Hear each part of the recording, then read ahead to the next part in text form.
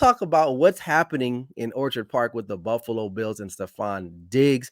Now, what a week it's been.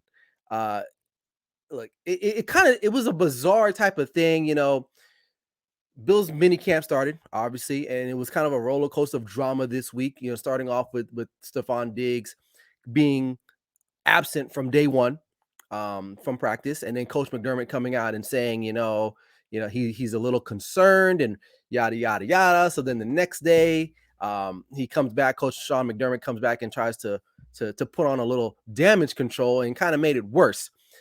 It would have been so basic if Sean McDermott just said, you know what, Stefon Diggs was excused, for whatever team reasons, and left it at that. But because he opened up his mouth and spewed out some words, the media don't be messing around, and they took that and they ran with it. But because he was like, "Oh, I'm concerned," we've had conversations, yada yada yada. He's not happy. We're kind of at a crossroads. I'm concerned. And then the next day, you're like, "Oh no, it's all good, man. We just sent him home. We all needed a break. A break from what?" Right? That means there's a problem. People don't separate because you feel good about a situation. You separate because there's an issue, and there definitely is an issue. But McDermott, throughout the week said, the problem is resolved. Stefon Diggs did eventually come back to minicamp a couple of days later. Josh Allen was interviewed. You could tell he was kind of caught off guard and he didn't know what the hell he was talking about. So they did not do themselves a favor in the eyes of the media. And then to make matters worse, Diggs takes to Twitter, and I'm just reading what he said. He says, I just be letting people cap. If them lies help you sleep better, tell them, big dog." So listen, man, I just the Bills they bumbled it this week, and my boy Barry Grant Jr. I don't know if he's watching it. I know, but he's got like a dummy of the week's spot on his show, maybe for next week. The Bills need to be the dummy of the week or something because they totally bumbled this. Listen, there's no big surprise that there's a problem with Stefon Diggs and the ownership or the leadership in Buffalo, right? It was reported at first maybe he had problems with Ken Dorsey, the second-year offensive coordinator, who's now on the hot seat now, obviously, because the way how they finished last season, and but then that's kind of been quelled a little bit. So there's some type of problem. Stefon Diggs wants to be more involved in the offense somehow. I get it, but here's the real brass tacks about this whole situation. Number one, Stefon Diggs, the Bills are not trading you. Okay, they're just not. They won't. And why would they? Okay, you're still under contract. You need to show up and just play. And I know people will say, don't say it, Ryan. Don't say shut up and play. Listen, in this case, he's got to shut up and play, man. The Bills are still a contending Super Bowl team. You have one of the better quarterbacks in the league. Your coach is pretty good, other than what he did this week. But everyone makes mistakes. I get it, right? But they're not trading you.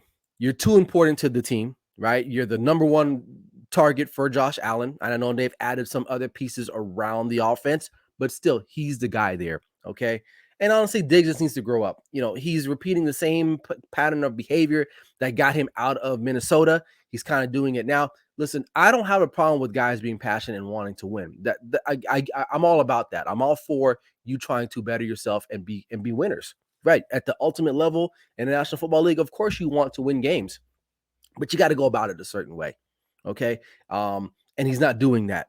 He's not doing that. And it seems like he's starting to whine a lot more and become unruly for no reason. You're being paid, you're getting compensated pretty fairly, I would say. I don't have the list up, but I would say he's probably one of the top highest paid receivers in the league now. And someone can fact check me if you can.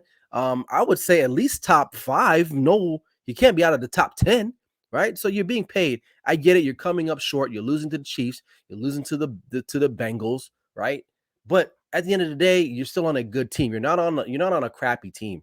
Okay. So, and the Bills, they're going to have to really get a hold of him quickly or give him what he wants. Just cut him if that's the case. But I don't think they want to do that. I don't think they're there at that point yet. He still wants to play. He wants to win.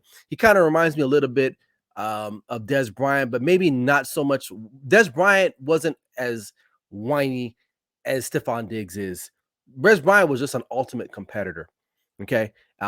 and he would get in your teammates' faces. He would, whine. I would say whine on the sidelines, but you can see the passion. Stefon Diggs sometimes comes off as just as like a ungrateful type of guy, and I don't know him personally, obviously, but again, he's repeating some of the same behavior that you know that he's shown back in Minnesota that got him out of there. So I don't know what's going to take for him and the Buffalo Bills to kind of get on the same ground, but there's definitely a rift there. We're going to see how this pans out throughout the season. And we haven't even started training camp yet. Can you imagine when training camp starts, what's going to happen? I don't know. Richard Cole says Diggs whines uncontrollably. Oh, absolutely. Absolutely. Patrick Brown says, I believe the Dig situation is more of an internal issue, possibly with the Ken Dorsey play calling. You know what? That could be part of it. Again, Ken Dorsey's on the hot seat as well. He's definitely on the hot seat as a second year offensive coordinator. You went from Brian Daboll to Ken Dorsey. We'll see what happens there. Patrick Brown comes back and says Diggs is the seventh highest paid receiver so he's in the top 10, man. I mean, is he one of the top guys? I mean, he could be. I mean, he would say top 5. You got Justin Jefferson, Jamar Chase. Who else is out there off the top of my head? Cooper Kupp when he's healthy. Devontae Adams, of course. That's 4. You could probably slide Stefon Diggs in there, right? Top 5. Obviously, he's a talent. I'm not gonna say he's not a talent, but sometimes, man, it ain't worth it with the ego and the attitude and things of that nature. So we'll have to wait and see what happens with him in Buffalo. So, all right.